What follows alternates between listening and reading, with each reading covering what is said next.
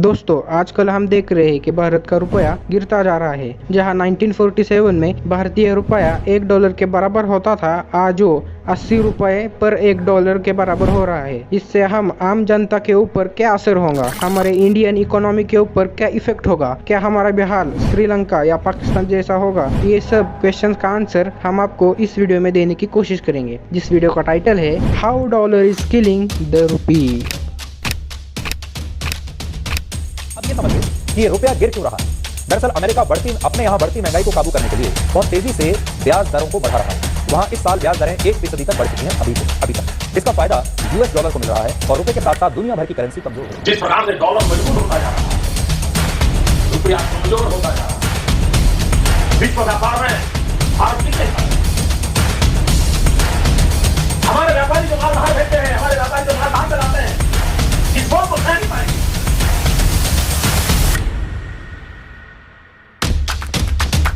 दोस्तों भारत को 15 अगस्त 1947 को आज़ादी मिली। उस समय $1 की कीमत ₹1 हुआ करती थी, लेकिन जब भारत स्वतंत्र हुआ तब उसके पास उतने पैसे नहीं थे कि वो भारत की अर्थव्यवस्था को चलाया जा सके। उस समय देश के पंतप्रधान पंडित जवाहरलाल नेहरू ने उनकी नेतृत्व वाली सरकार ने विदेशी व्यापार को बढ़ाने के लिए रुपए की वैल्यू को कम करने का फैसला किया। तब पहली बार $1 की कीमत 4.76 रुपए हुई थी। पहली बार की आर्थिक मंदी ने रुपए की कमर तोड़ दी। देश के आजाद होने के बाद पहली बार 1991 में मंदी आई। तब केंद्र में नरसिंह राव की सरकार थी। उनकी अगुवाई में आर्थिक उदारीकरण की शुरुआत की गई, जिसने रुपए की कमर तोड़ दी। रिकॉर्ड गिरावट के साथ रुपया प्रति डॉलर 22.74 पर जा पहुंचा। 2 साल बाद रुपया फिर कमजोर हुआ। तब $1 की कीमत 13.49 रुपया हुआ करती थी। के बाद ये रुपए की कमजोरी होने का एक सिलसिला चलता ही रहा। साल 1994 से लेकर 1997 तक रुपए की कीमत में उतार चढ़ाव देखने को मिला। उस दौरान डॉलर के मुकाबले रुपया 31.37 से लेकर 36.31 रुपए तक पहुंच गया था। दोस्तों ये तो ही पास्ट की बात, मगर प्रेजेंट में भी हमें देखने मिल रहा है। दोस्तों अमेरिकन डॉलर के आगे भारतीय रुपया इतना गिर चुका है जितना इतिहास में पहले कभी नहीं गिरा। क्या कहती है ये गिरावट भारतीय इकोनॉमिक्स के बारे में? अमेरिकन डॉलर के मुकाबले भारतीय रुपया इतिहास में पहली बार 80 के पार जा पहुंचा है। सवाल उठ रहे हैं कि लगातार हो रहे इस गिरावट में भारतीय अर्थव्यवस्था के लिए क्या संदेश है। लेकिन रुपए की कीमत गिरने के पीछे एक नहीं बल्कि कई रीजन है। डॉलर के मुकाबले ये साल रुपए के लिए अच्छा नहीं रहा है। 2022 की शुरुआत से ही रुपए की कीमत में गिरावट दर्ज की जा रही है और फरवरी में यूक्रेन युद्ध शुरू हो जाने के बाद ये संकट और भी बढ़ गया है। इस साल जनवरी से अब तक रुपए की कीमत करीब 6% गिर चुकी है। दोस्तों सबसे पहले हम ये समझते हैं कि रुपया गिरने का क्या मतलब होता है। आसान भाषा में समझाओ तो रुपया गिरने का मतलब है डॉलर के मुकाबले रुपए का कमजोर होना। यानी अगर रुपए की कीमत गिरती है तो हमें इम्पोर्ट के लिए ज्यादा खर्च करना पड़ेगा और एक्सपोर्ट सस्ता हो जाएगा। इससे करेंसी रिजर्व घट जाएगा। भारत अपने कुल तेल का करीब 80% तेल इंपोर्ट करता है, जिसके लिए डॉलर में पेमेंट करने होते हैं। मान लीजिए सरकार को कोई सामान इंपोर्ट करने के लिए $10 लाख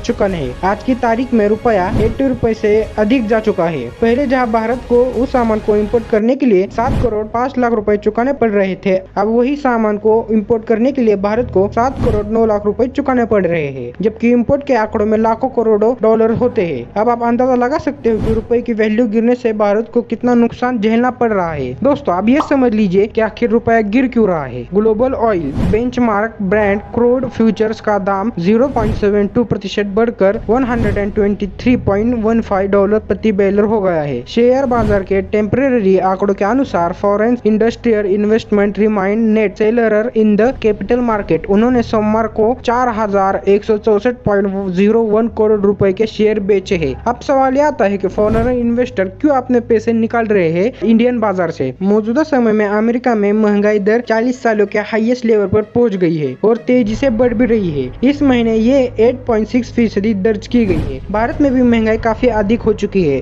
और मई में ये करीब 7% थी। जिस तरह भारत के रिजर्व बैंक ने महंगाई को काबू करने के लिए पिछले करीब 1.5 महीने में 2 बार में 90 बेसिस पॉइंट की बढ़ोतरी की है, वैसे ही अमेरिकन फेडरल रिजर्व बैंक भी बढ़ोतरी करने पर विचार कर रहा है। इकोनॉमिस्ट का ये मानना है कि ये बढ़ोतरी 28 सालों की सबसे बड़ी ग्रोथ हो सकती है। ऐसे में विदेशी निवेशक शेयर बाजार से अपना पैसा निकाल कर अमेरिका में लगा सकते हैं। जिससे उन्हें अधिक ज्यादा फायदा होगा। भारत के कैपिटल मार्केट में विदेशी निवेशक इसलिए पैसा लगाते हैं क्योंकि वहाँ के तुलना में यहाँ उन्हें अच्छा रिटर्न मिलता है। वैसे विदेशी निवेशक दुनिया भर के बाजारों में पैसे लगाते हैं और जहाँ ये लोग पैसे लगाते हैं वहाँ बाजार भागता है। दोस्तों, अब सवाल यह आता है कि रुपए गिरने से किसका फायदा होगा। जब भी रुपया डॉलर के मुकाबले गिरता है तो एक्सपोर्टर को ज्यादा फायदा होता है। ईजी सॉफ्टवेयर कंपनियां और फार्मा कंपनियों को भी ज्यादा फायदा होता है। हालांकि कुछ एक्सपोर्टर्स पर महंगाई दर ज्यादा होने से लागत का बोझ पड़ता है और वो रुपए में गिरावट का ज्यादा फायदा नहीं उठा पाते हैं। जेम्स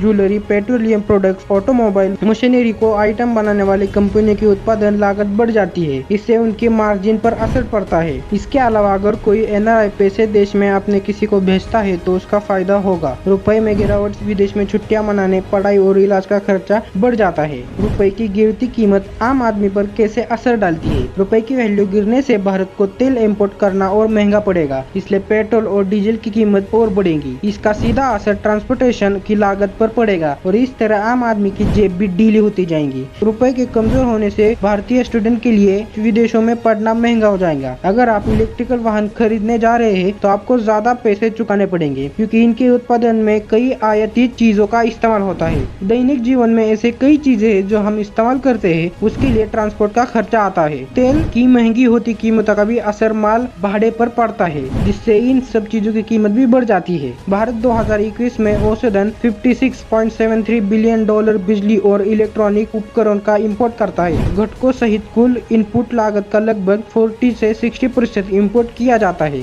स्मार्टफोन में लगभग 80 से 70% लागत का आयात किया जाता है। जब भी डॉलर की कीमत बढ़ गई है तो इनकी कीमत भी बढ़ने की संभावना है। रुपए की गिरावट का एक और कारण है यूक्रेन रशिया युद्ध की वजह से तेल, गेहूं, खाद्य और उत्पाद द्रव्य जिनके रूस और यूक्रेन बड़े एक्सपोर्टर है, उनकी सप्लाई कम हो गई है और प्राइस बढ़ गई है। भारत विशेष रूप से कच्चे तेल का बड़ा इंपोर्टर है। देश का इंपोर्टर पर खर्चा बहुत बढ़ जाता है। इंपोर्ट के लिए भुगतान डॉलर में होते हैं, जिससे देश के अंदर डॉलर की कीमत कम हो जाती है और डॉलर की कीमत ऊपर चली जाती है। अब सवाल यह आता है कि गिरते हुए रुपए को बचाने के लिए हमें क्या करना चाहिए। इसका सबसे अच्छा तरीका है कि भारतीय उद्योगों में प्रत्यक्ष विदेशी निवेशक को प्रोत्साहन किया जाना चाहिए। प्रत्यक्ष फॉरेनर इन्वेस्टमेंट या FDI के रूप में जो फंड आता है वो भारतीय बाजार में लंबे समय तक महत्व को देखते हुए आता है। ये शेयर बाजार या मनी मार्केट में होने वाली निवेश नहीं है जो थोड़े से उतार चढ़ाव से बाहर आ जा सकता है। जैसे जैसे FDI की इनकम बढ़ेगी, रुपए की कीमत सुधरेगी। यही वजह है कि सरकार इन दिनों रिटेल मार्केट, टेलीकॉम, ऊर्जा और दूसरे क्षेत्रों में FDI लाने की कोशिश कर रही है। एक्सपोर्ट विदेशी निवेश को बढ़ाकर ही हम गिरते हुए रुपए को रोक सकते हैं। दोस्तों, ये वीडियो आपको अच्छी लगी तो इस वीडियो को लाइक करें, हमारे चैनल को सब्सक्राइब करें, अपने दोस्तों में शेयर करें।